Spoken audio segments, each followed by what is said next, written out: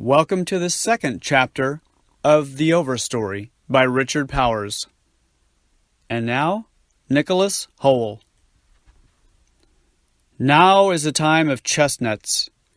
People are hurling stones at the giant trunks. The nuts fall all around them in a divine hail. It happens in countless places this Sunday, from Georgia to Maine. Up in Concord, Thoreau takes part. He feels he's casting rocks at a sentient being with a duller sense than his own, yet still a blood relation. Old trees are our parents, and our parents' parents, perchance. If you would learn the secrets of nature, you must practice more humanity. In Brooklyn, on Prospect Hill, the new arrival, Jorgen Hoel, laughs at the hard rain his throws bring down. Each time his stone hits, food shakes down by the shovelful. Men dash about like thieves, stuffing caps, sacks, and trouser cuffs with nuts freed from their enclosing burrs. Here it is, the fabled free banquet of America. Yet one more windfall in a country that takes even its scraps right from God's table. The Norwegian and his friends from the Brooklyn Navy Yard eat their bounty roasted over great bonfires in a clearing in the woods. The charred nuts are comforting beyond words, sweet and savory, rich as a honeyed potato, earthy and mysterious, all at once. The bird husks prickle, but their no is more of a tease than any real barrier. The nuts want to slip free of their spiny protection. Each one volunteers to be eaten so others might be spread far afield. That night, drunk on roasted chestnuts, Hoel proposes to Vi Powys, an Irish girl from the pine-framed row houses 2 blocks from his tenement on the edge of Finntown. No one within 3,000 miles has the right to object. They marry before Christmas. By February, they are Americans.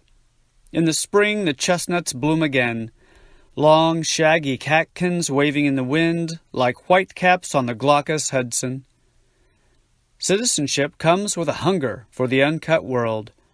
The couple assemble their movable goods and make the overland trip through the great tracts of eastern white pine, into the dark beech forests of Ohio, across the midwestern oak breaks, and out to the settlement near Fort Des Moines, in the new state of Iowa, where the authorities give away land platted yesterday to anyone who will farm it. Their nearest neighbors are 2 miles away. They plow and plant 4 dozen acres that first year, corn, potatoes, and beans. The work is brutal, but theirs. Better than building ships for any country's navy. Then comes the prairie winter. The cold tests their will to live. Nights in the gap-riddled cabin zero their blood. They must crack the ice in the water basin every morning just to splash their faces. But they are young, free, and driven, the sole backers of their own existence. Winter doesn't kill them. Not yet. The blackest despair at the heart of them gets pressed to diamond. When it's time to plant again, Vi's pregnant. Hoel puts his ear to her belly. She laughs at his awe-slapped face. What is it saying? He answered in his blunt, thumping English, "Feed me." That May, Hoel discovers 6 chestnuts stuffed in the pocket of the smock he wore on the day he proposed to his wife. He presses them into the earth of western Iowa, on the treeless prairie around the cabin. The farm is hundreds of miles from the chestnut's native range, 1,000 from the chestnut feasts of Prospect Hill. Each month those green forests of the east grow harder for Hoel to remember. But this is America, where men and trees take the most surprising outings. Hoel plants, waters, and thinks, one day, my children will shake the trunks and eat for free. Their firstborn dies in infancy, killed by a thing that doesn't yet have a name. There are no microbes yet. God is the loan taker of children, snatching even placeholder souls from one world to the other according to obscure timetables. One of the 6 chestnuts fails to sprout, but Jorgen Hoel keeps the surviving seedlings alive.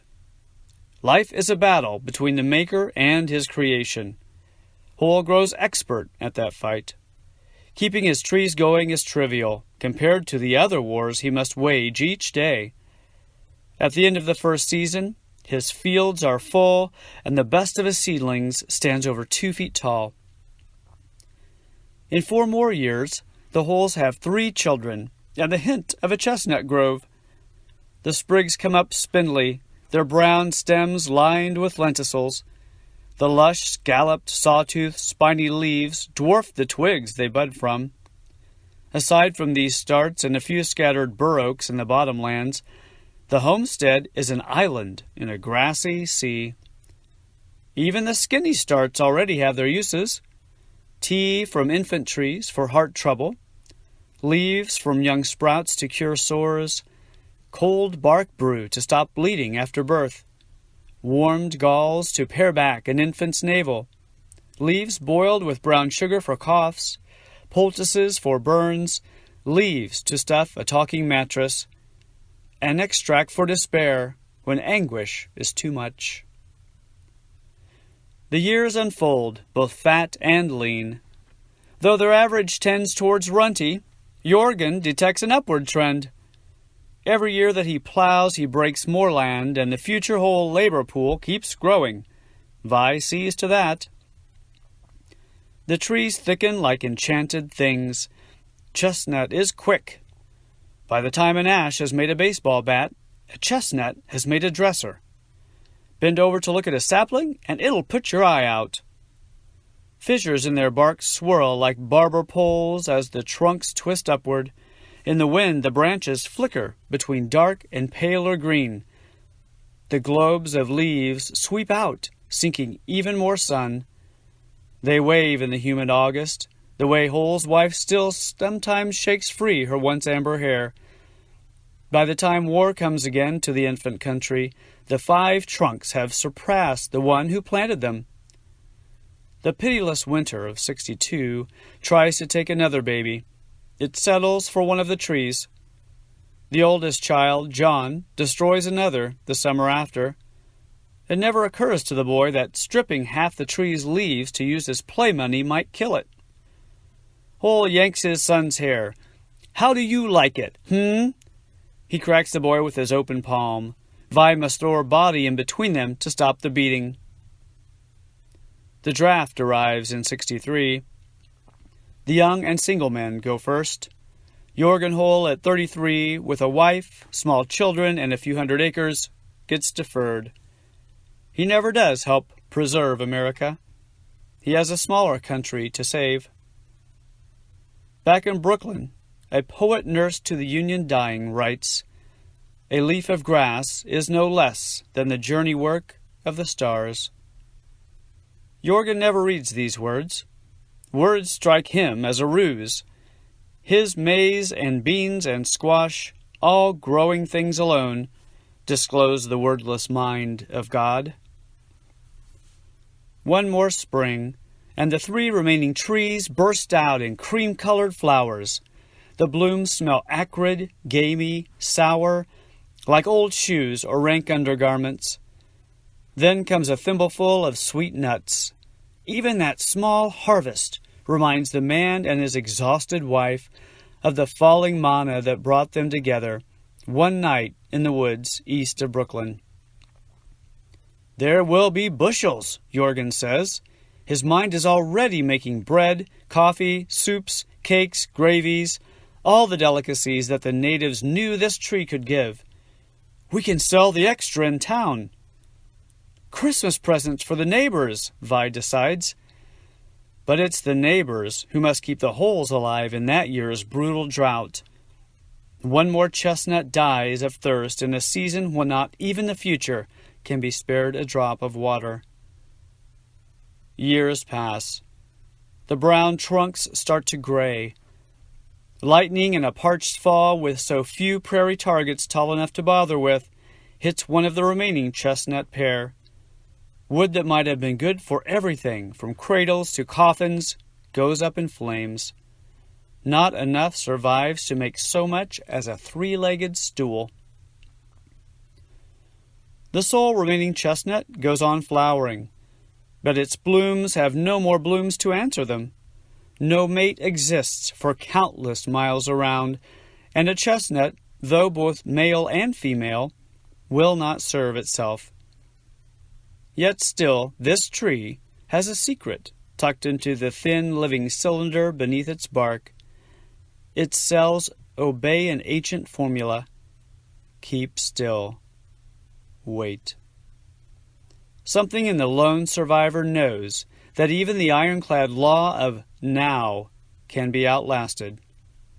There's work to do, star work, but earthbound all the same. Or as the nurse to the Union dead writes, stand cool and composed before a million universes. As cool and composed as wood.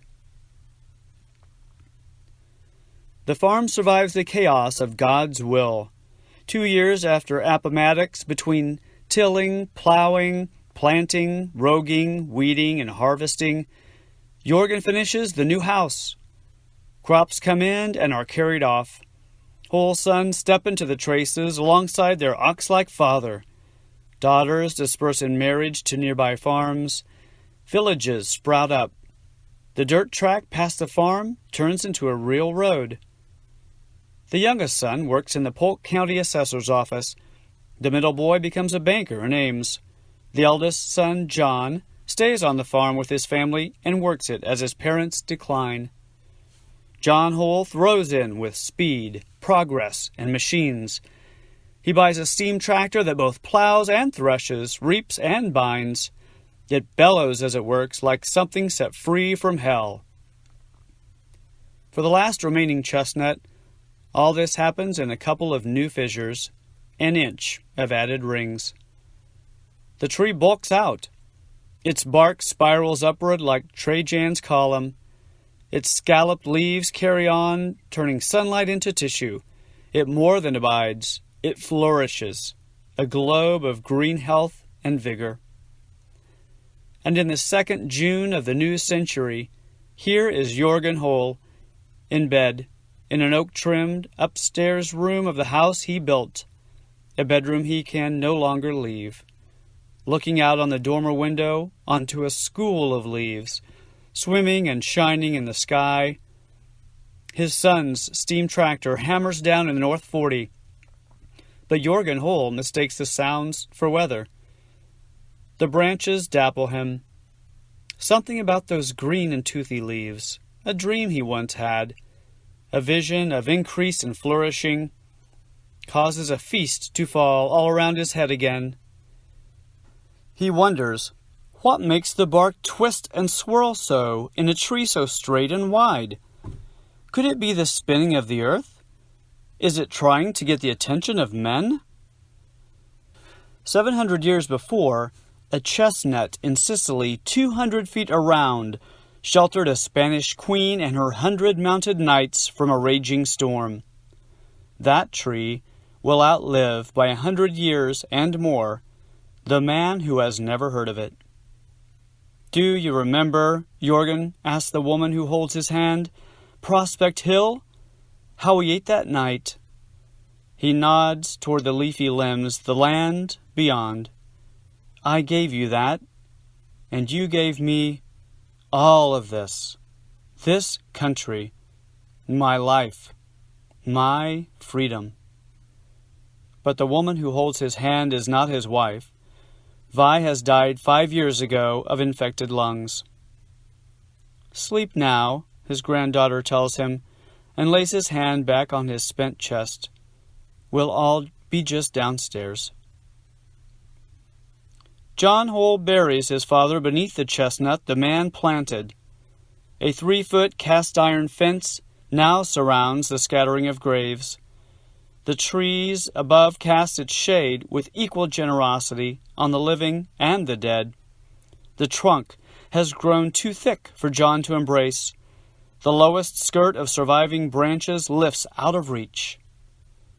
The whole chestnut becomes a landmark, what farmers call a sentinel tree. Families navigate by it on Sunday outings. Locals use it to direct travelers, the lone lighthouse in a grain-filled sea. The farm prospers. There's seed money now to breed and propagate. With his father gone and his brothers off on their own, John Hoel is free to chase after the latest machines.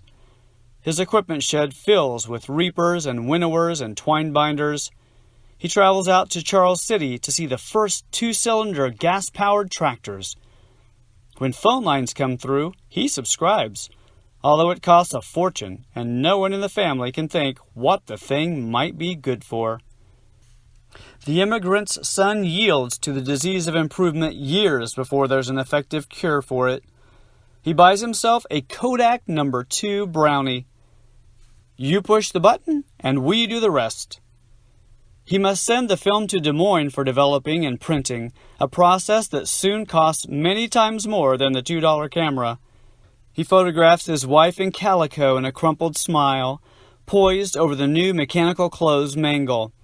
He photographs his children running the combine and riding sway-back draft horses along the field's headers.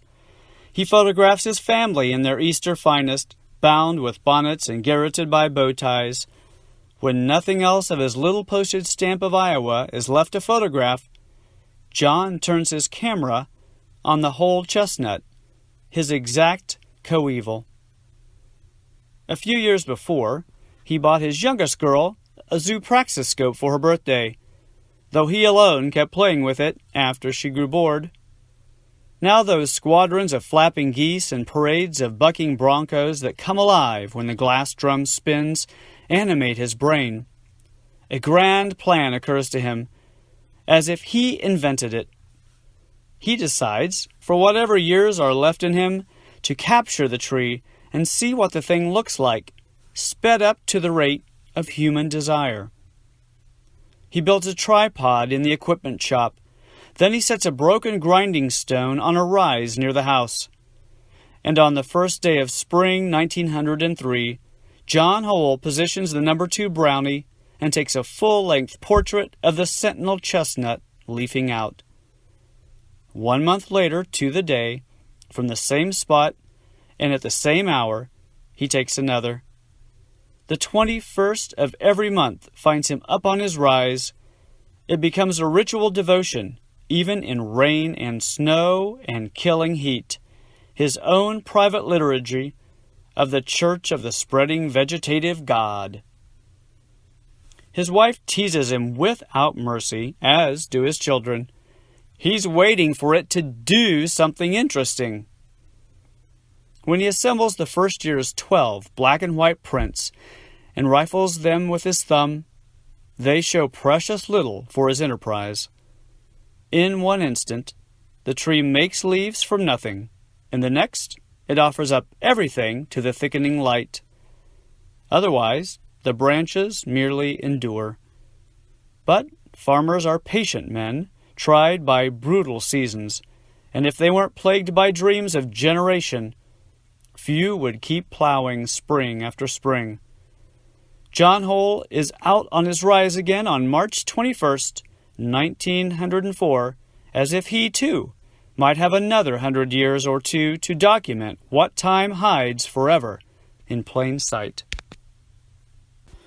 1,200 miles east, in the city where John Hoel's mother sewed dresses and his father built ships, disaster hits before anyone knows it.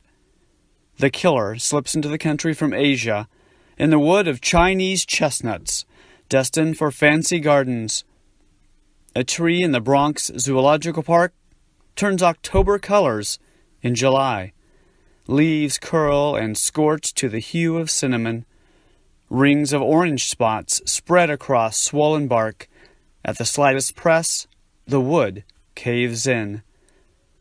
Within a year, orange spots flecked chestnuts throughout the Bronx, the fruiting bodies of a parasite that has already killed its host.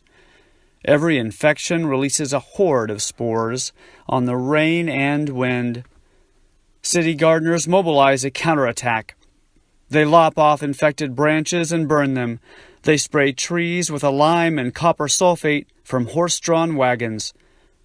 All they do is spread the spores on the axes they use to cut the victims down. A researcher at the New York Botanical Garden identifies the killer as a fungus, new to man.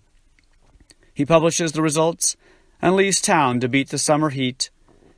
When he returns a few weeks later, not a chestnut in the city is worth saving. Death races across Connecticut and Massachusetts, jumping dozens of miles a year. Trees succumb by the hundreds of thousands. A country watches dumbstruck as New England's priceless chestnuts melt away.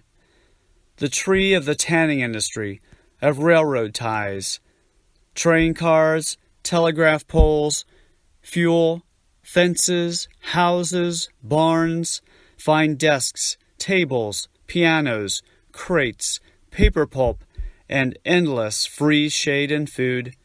The most harvested tree in the country is vanishing. Pennsylvania tries to cut a buffer hundreds of miles wide across the state. In Virginia, on the northern edge of the country's richest chestnut forest, people call for a religious revival to purge the sin behind the plague.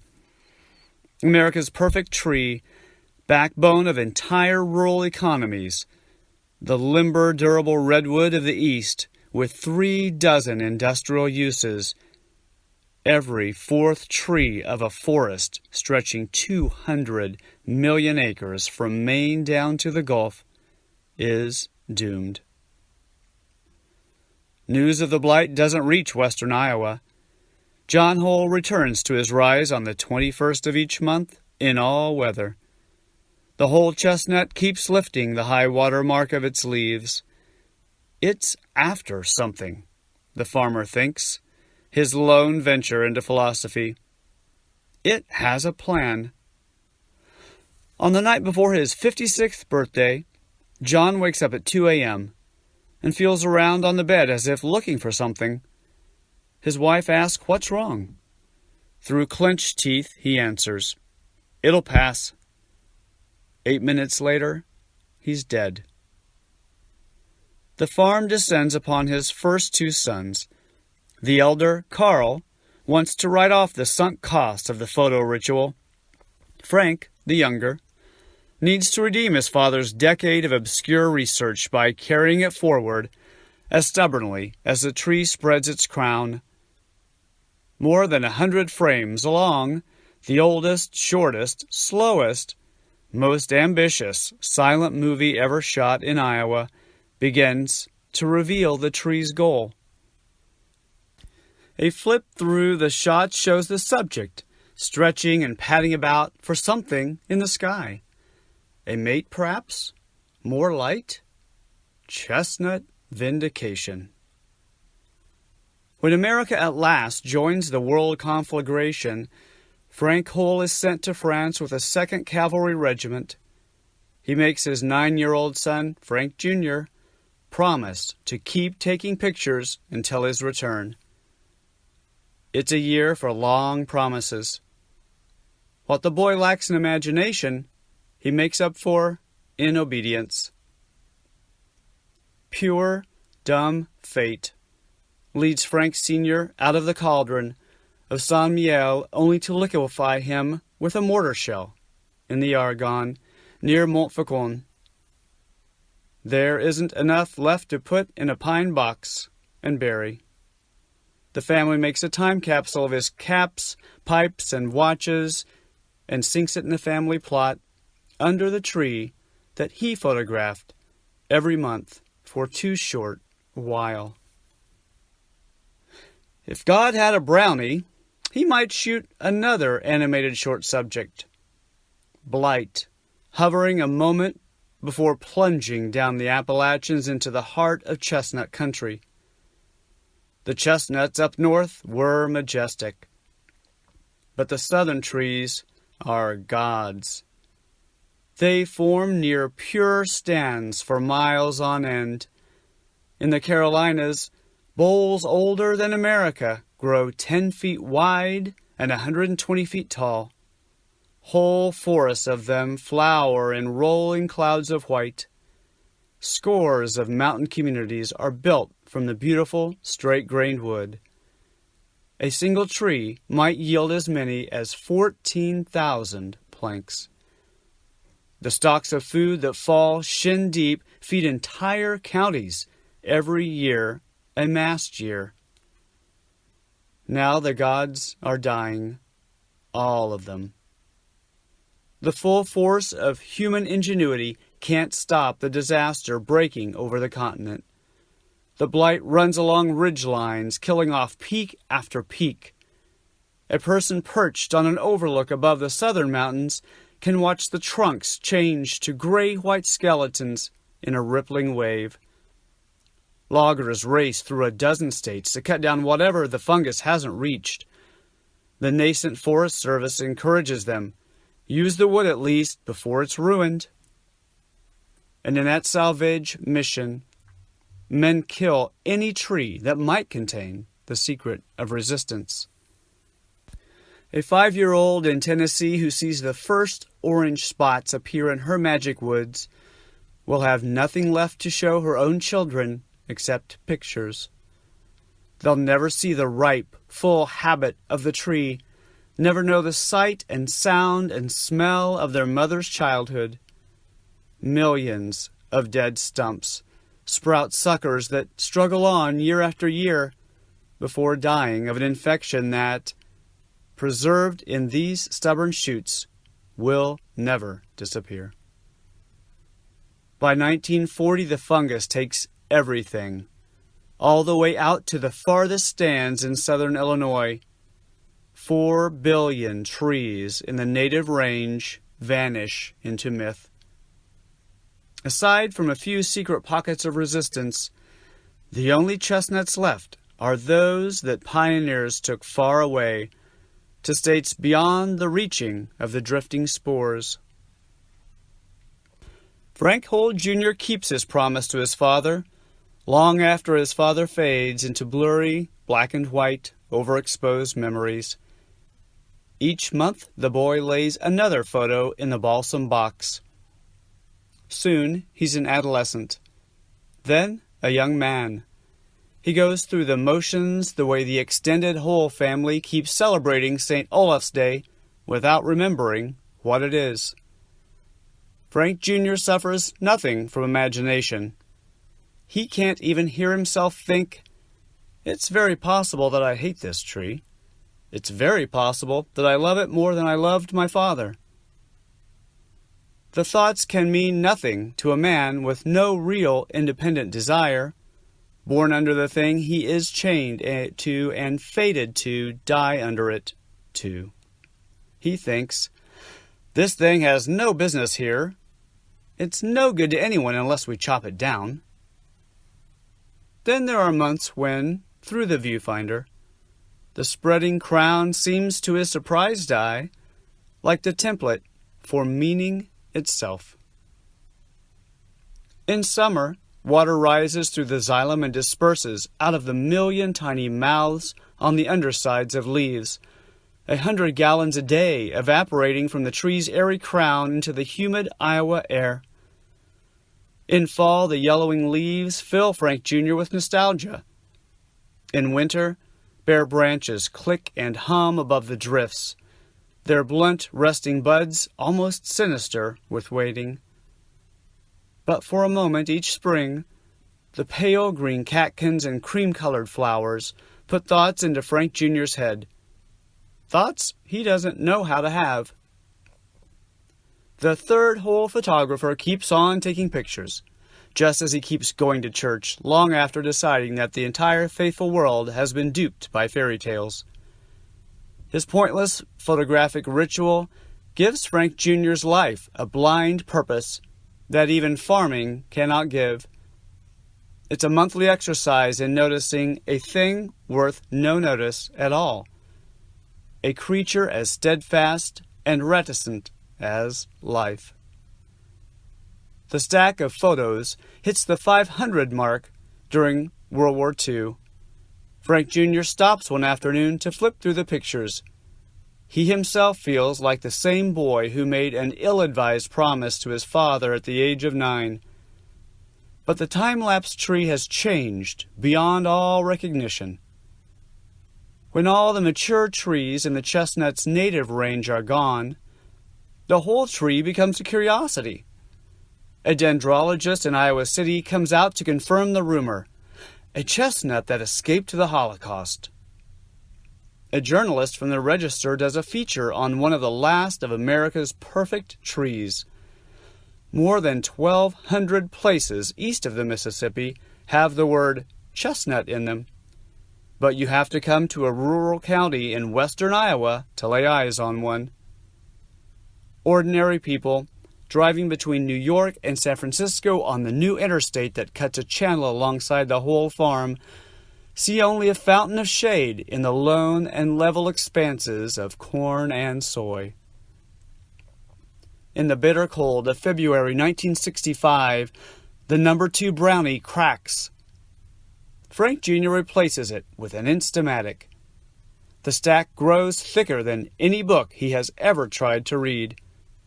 But each photo in the sheaf shows only that lone tree, shrugging off the staggering emptiness that the man knows so well. The farm is to Frank Jr.'s back each time he opens the lens. The photos hide everything. The 20s that do not roar for the holes. The depression that cost them 200 acres and sends half the family to Chicago. The radio shows that ruined 2 of Frank Jr.'s sons for farming. The whole death in the South Pacific, and the 2 whole guilty survivals. The deers and caterpillars parading through the tractor shed. The barn that burns to the ground one night to the screams of helpless animals. The dozens of joyous weddings, christenings, and graduations. The half-dozen adulteries. The 2 divorces sad enough to silence songbirds. One son's unsuccessful campaign for the state legislature. The lawsuit between cousins. The 3 surprise pregnancies. The protracted whole guerrilla war against the local pastor and half the Lutheran parish. The handiwork of heroin and Agent Orange that comes home with nephews from Nam. The hushed-up incest. The lingering alcoholism. A daughter's elopement with a high school English teacher. The cancers, breast, colon, lung, the heart disease, the degloving of a worker's fist in a grain auger, the car death of a cousin's child on prom night, the countless tons of chemicals with names like Rage, Roundup, and Firestorm, the patented seeds engineered to produce sterile plants, the 50th wedding anniversary in Hawaii, and its disastrous aftermath. The dispersal of retirees to Arizona and Texas, the generations of grudge, courage, forbearance, and surprise generosity. Everything a human being might call the story happens outside his photo's frame. Inside the frame, through hundreds of revolving seasons, there is only that solo tree. Its fissured bark spiraling upward into early middle age, growing at the speed of wood. Extinction sneaks up on the Hoel farm, on all the family farms in western Iowa. The tractors grow too monstrous, the railroad cars full of nitrogen fertilizer too expensive, the competition too large and efficient, the margins too marginal, and the soil too worn by repeated row croppings to make a profit. Each year, another neighbor is swallowed up into the massive, managed, relentlessly productive monocrop factories. Like humans everywhere in the face of catastrophe, Frank Hoel Jr. goes blinking into his fate. He takes on debt. He sells off acreage and rights. He signs deals with the seed companies he shouldn't. Next year, he's sure. Next year, something will come along and save them, as it always has. All told, Frank Jr. adds 755 photos of the solitary giant to the 160 that his father and grandfather shot. On the 21st day of the last April of his life, with Frank Jr. confined to bed, his son Eric travels out to the farm from his home 40 minutes away and sets up on the rise to snap yet one more black and white, now filled to the frame with exuberant branches. Eric shows the print to the old man. It's easier than trying to tell his father he loves him. Frank Jr. grimaces at a taste like bitter almonds. Listen, I made a promise, and I kept it. You don't owe nobody. Leave that damn thing be. He might as well command the giant chestnut itself to stop spreading. 3/4 of a century dances by in a 5-second flip. Nicholas Hoel thumbs through the stack of 1,000 photos, watching for those decades' secret meaning. At 25, he's back for a moment on the farm where he has spent every Christmas of his life. He's lucky to be there given the cancellations. Snowstorms sweeping in from the west, grounding planes all over the country. He and his folks have driven out to be with his grandmother. Tomorrow, more family will arrive from all over the state. With a flip through the photos, the farm memories come back to him. The holidays of his childhood, the entire clan gathering for turkey or carols, midsummer flags and fireworks. It's all encoded somehow in that animated tree. The gatherings in each season, joining his cousins for days of exploration and corn-bound boredom. Flipping back through the photos, Nicholas feels the years peel off like steamed wallpaper. Always the animals. First the dogs, especially the 3-legged one, half wild with affection every time Nick's family pulled into the long gravel drive. Then the horses, hot breath and the stiff shock of cows' bristles. Snakes threading the harvested stalks. A stumbled-on rabbit's nest down by the mailbox. One July, half-feral cats emerging from under the front porch, smelling of mystery and curdled milk. The small gifts of dead mice on the farm's back doorstep. The 5-second film triggers primal scenes. Prowling the machine shed with its engine and arcane tools, setting in the whole crowded kitchen, breathing in the moldy, cracked linoleum, while squirrels thumped in their hidden nest between the wall studs. Digging for hours with 2 younger cousins, their antique, pear-handled shovels cutting a trench down into what Nick promised would soon be magma. He sits upstairs at the roll-top desk in his dead grandfather's study, sampling a project that outlasted 4 generations of its makers. Of all the cargo packed into the whole farmhouse, the 100 cookie jars and glass snow globes, the attic box containing his father's old report cards, the foot-pumped bellows organ rescued from the church where his great-grandfather was baptized, his father's and uncle's archaic toys, polished pine skittle bowling pins, and an incredible city run by magnets underneath the streets. This stack of photos has always been the one farm treasure he could never get enough of. Each picture on its own shows nothing but the tree he climbed so often he could do it blind. But, flipped through, a Corinthian column of wood swells under his thumb, rousing itself and shaking free. 3/4 of a century runs by in the time it takes to say grace. Once, as a 9-year-old, at the farm for Easter dinner, Nick rifled through the stack so many times that his grandfather cuffed him and hid the pictures away on the highest shelf of the mothballed closet. Nick was up on a chair and into the stack again as soon as the adults were safely downstairs. It's his birthright, the Hoel emblem. No other family in the country had a tree like the Hoel tree, and no other family in Iowa could match the multi-generation photo project for pure weirdness. And yet the adults seemed sworn never to say where the project was going. Neither his grandparents nor his father could explain to him the point of the thick flipbook. His grandfather said, "I promised my father, and he promised his." But another time from the same man, "Makes you think different about things, don't it?" It did. The farm was where Nick first started sketching. The penciled dreams of boys. Rockets, outlandish cars, massed armies, imaginary cities, more baroque with detail each year. Then wilder textures, directly observed, the forest of hairs on a caterpillar's back, and the stormy weather maps in the grain of floorboards. It was at the farm, drunk on the flipbook, that he first started to sketch branches. He lay on his back on the 4th of July, looking up into the spreading tree while everyone else pitched horseshoes.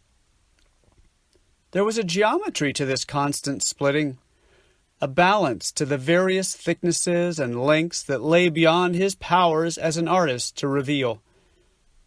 Sketching, he wondered what his brain would have to be like to distinguish each of the hundreds of lancet leaves on a given branch and recognize them as easily as he did the faces of his cousins.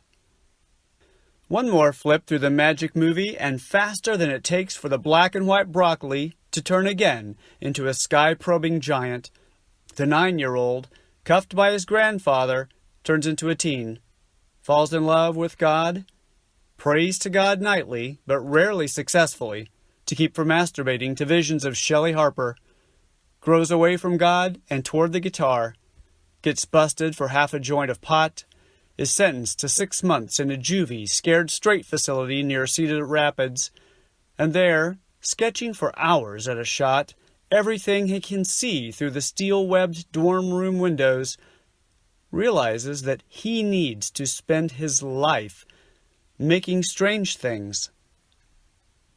He was sure the idea would be hard to sell. Hoels were farmers, feed store owners, and farm equipment salesmen like his father, violently practical people grounded in the logic of land and driven to work long, relentless days, year after year, without ever asking why. Nick prepared himself for a showdown. Something out of the D.H. Lawrence novels that helped him survive high school. He practiced for weeks, choking on the absurdity of the request. "Dad, I would very much like to plunge off the edge of common-sense existence at your expense and become certifiably unemployable." He chose an early spring night. His father lay on a divan in the screened-in porch, as he did most nights, reading a biography of Douglas MacArthur.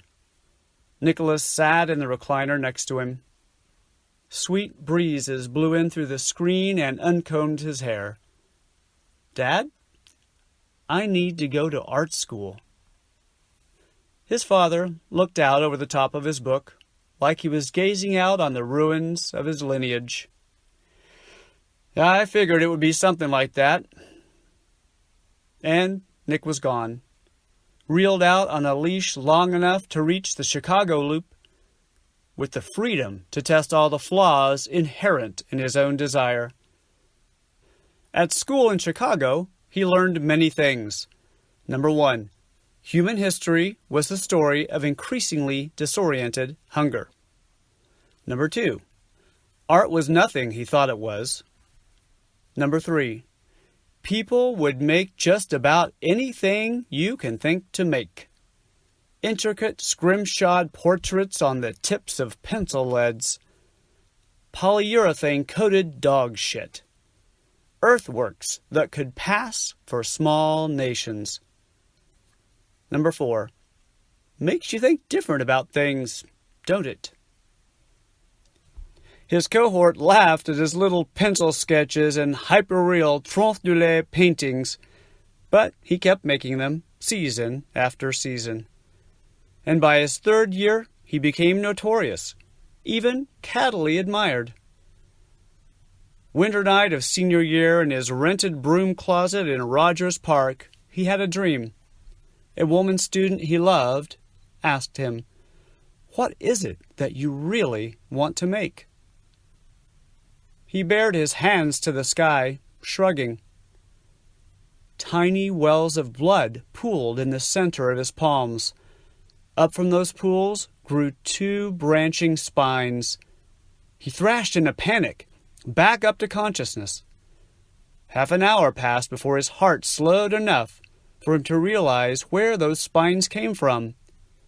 The time-lapse pictures of the chestnut his gypsy Norwegian great-great-great-grandfather planted 120 years before, while self-enrolled in that correspondence school of primitive art, the plains of western Iowa. Nick sits at the roll top, flipping once more through the book. Last year, he won the Stern Prize for Sculpture from the School of the Art Institute. This year, he's a stock boy for a famous Chicago department store that has been dying a slow death for a quarter of a century. Granted, he has earned a degree that licenses him to make peculiar artifacts capable of embarrassing his friends and angering strangers. There's a youth store in Oak Park, crammed with papier-mâché costumes for street maths and surreal sets for a show that ran in a little theater near Andersonville and closed 3 nights later. But at 25, the scion of a long line of farmers wants to believe that his best work might still be ahead of him. It's the day before Christmas Eve. Hoels will descend en masse tomorrow, but his grandmother is already in hog heaven. She lives for these days when the old drafty house fills up with descendants. There's no farm anymore, just the house on its island rise. All the whole land is long-term leased to outfits run from offices hundreds of miles away. The Iowa earth has been brought to its rationalized end. But for a while, for this holiday, the place will be all miracle births and saviors and mangers, as it was at Hoel Christmases for 120 years running. Nick heads downstairs. It's mid-morning, and his grandmother, father, and mother huddle around the kitchen table where the pecan rolls flow, and the dominoes are already getting worn down to little chiclets. Outside, the cold dips well below bitter. To counter the polar north winds pouring through the cedar-sided walls, Eric Hoel has cranked up the old propane space heater. There's a fire blazing in the fireplace, food enough to feed the 5,000, and a new TV as big as Wyoming tuned to a football game no one cares about. Nicholas says, "Who's up for Omaha?" There's an American Landscapes exhibit at the Joslin Museum only an hour away. When he pitched the idea the night before, the old folks seemed interested. Now they look away. His mother smiles, embarrassed for him. "I'm feeling a little fluish, honey." His father adds, "We're all pretty cozy, Nick." His grandmother nods in woozy agreement. "'Kay," Nicholas says. "Heck with you all. I'll be back for dinner." Snow blows across the interstate, while more is falling. But he's a Midwesterner, and his father wouldn't be his father without putting virgin snow tires on the car. The American Landscape show is spectacular. The Sheelers alone send Nick into fits of jealous gratitude. He stays until the museum kicks him out. When he leaves, it's dark, and the drifts swirl up above his boots. He finds his way back onto the interstate and creeps east. The road is whited out. All the drivers foolish enough to attempt travel cling to one another's taillights in slow procession through the white. The rut Nick plows has only the most abstract relation to the lane beneath. The shoulder's rumble strip is so muffled by snow, he can't hear it. Under a viaduct, he hits a sheet of frictionless ice. The car slaloms sideways, He surrenders to the freestyle slide, coaxing the car like a kite until it straightens. He flips his high beams on and off, trying to decide which is less blinding against the snowy curtain. After an hour, he has gone almost 20 miles. A scene unfolds in the snow-black tunnel like a night vision clip from a cop documentary. An oncoming 18-wheeler jackknifes into the median and swings around like a wounded animal, popping up on Nick's side 100 yards in front of him. He swerves past the wreck and slides off onto the right shoulder. The right rear of the car bounces off the guardrail. His front left bumper kisses the truck's rear tire. He skids to a stop and starts shaking so hard he can't steer. The car edges itself into a rest area crawling with stranded motorists. There's a payphone in front of the toilets. He calls the house, but the call won't go through. Night before Christmas Eve, and phone lines are down all over the state. He's sure his parents must be worried sick. But the only sane thing to do is curl up in the car and sleep for a couple of hours until everything blows over and the plows catch up with God's shit fit. He's back on the road a little before dawn. The snow has mostly stopped and cars creep by in both directions. He crawls home. The hardest part of the drive is climbing the little rise at the end of the interstate exit. He fishtails up the ramp and turns onto the road back to the farm. The way is drifted over. The whole chestnut appears from a long way off, piled up in white, the only spire all the way to the horizon. Two small lights shine from the house's upstairs windows. He can't imagine what anyone is doing up so early. Someone has waited up all night for word of him. The road to the house is piled high in snow. His grandfather's old truck plow is still in the shed. His father should have run it down and back at least a couple of times by now. Nick fights the drifts, but they're too much. He leaves the car halfway up the drive and walks the last stretch to the house. Pushing through the front door, he bursts out singing, "Oh, the weather outside is frightful." But there's no one downstairs to laugh. Later, he'll wonder whether he knew already, there in the front doorway. But no. He must walk around to the foot of the stairs where his father is lying, head downward and arms bent at impossible angles, praising the floor. Nick shouts and drops to help his father, but there's nothing left to help.